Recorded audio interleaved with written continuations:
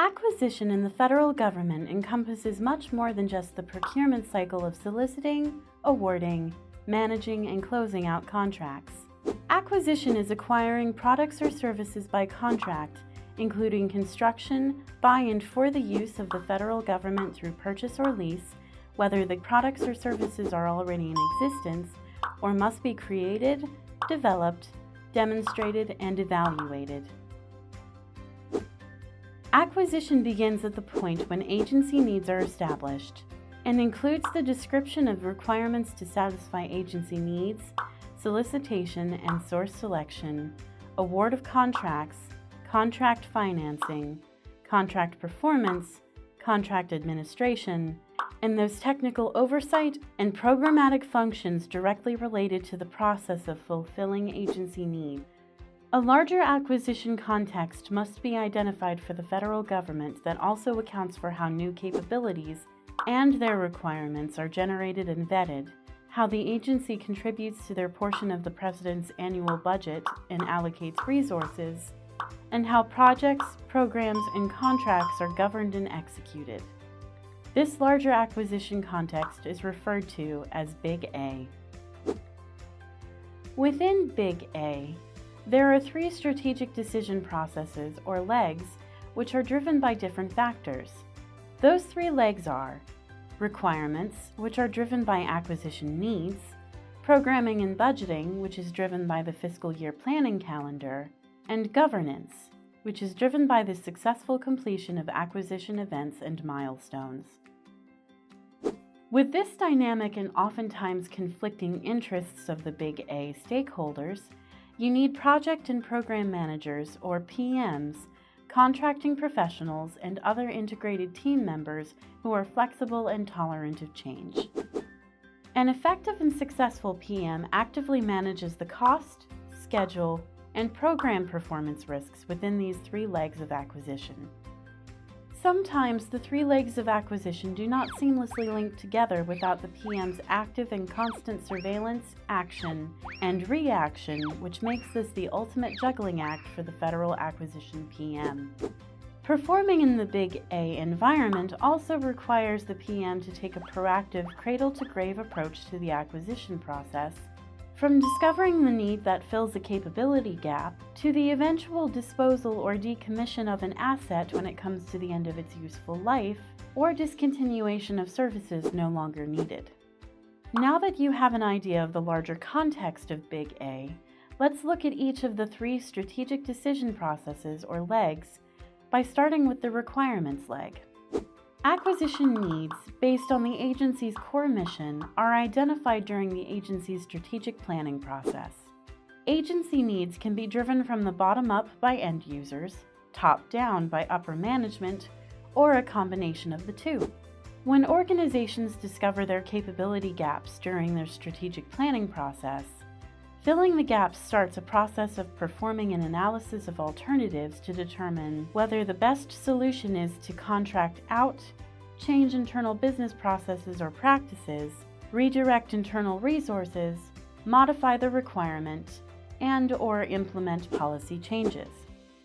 Once the decision has been made to acquire a new product or service solution to fill a capability gap, requirements for this asset must be defined, developed, vetted, and prioritized in order to successfully compete for the finite agency funding. When requirements are approved for funding, they have landed above the agency's acquisition budget cut line. This prioritization is sometimes referred to as planning. Changing policy priorities, technological advances, and other factors all impact how agency needs come about and oftentimes make requirements hard to define and predict along a real-world timeline. The challenge is to predict and then derive these programmed requirements in such a manner that they coincide with the agency's budget building process for inclusion in the President's budget and are expressed in terms of the outcomes the government is seeking. Poorly defined and constantly changing requirements are the prime reasons for failures in the acquisition process and may put the entire program at risk. Starting an acquisition with poorly defined requirements causes problems throughout the program lifecycle, including cost overruns, schedule delays, and/or a less than optimal solution delivery to meet agency needs. Next, let's look at programming and budgeting, the second leg of Big A. The budgeting leg of acquisition is driven by something more predictable, although finite and inflexible, the calendar. An agency's programming and budgeting process to capture funding and resources is driven by the fiscal year and calendar year. That budget is due to Congress no later than the first working Monday of February each year. When it comes to budgeting, agencies must plan and program using the output of the requirements generation process and assemble their funding needs early in the planning cycle to get into the presidential budget on time. So in a typical budgeting cycle, the agency may begin to put together its fiscal year president's budget submission as many as 2 years before it is due.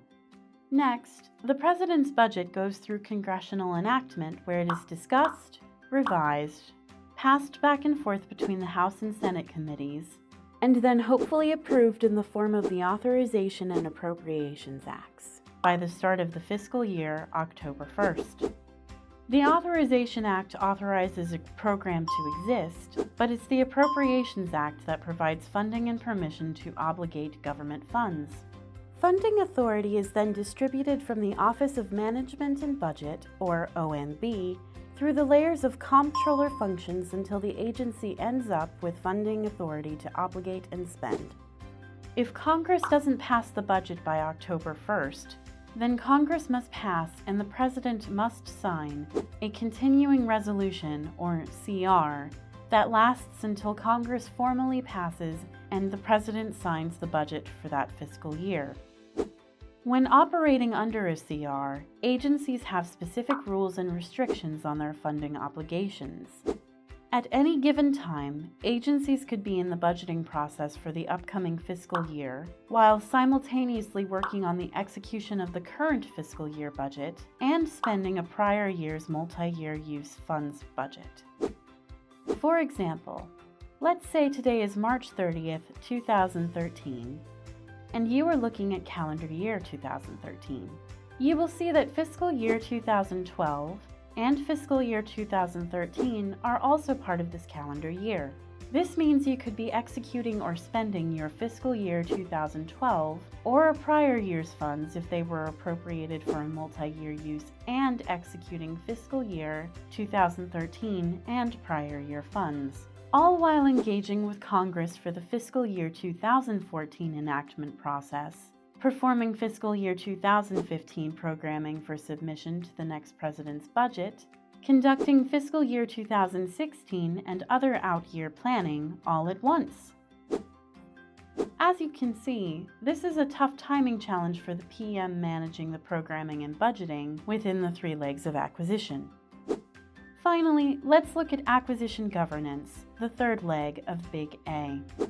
The governance decision process includes a PM's and contracting officers, or COs, compliance rules within the Federal Acquisition Regulation, or FAR, for contracting and the procurement cycle, as well as an agency's management framework and how the PM and integrated product teams, or IPTs, move the acquisition along in the project lifecycle from concept definition through project closeout.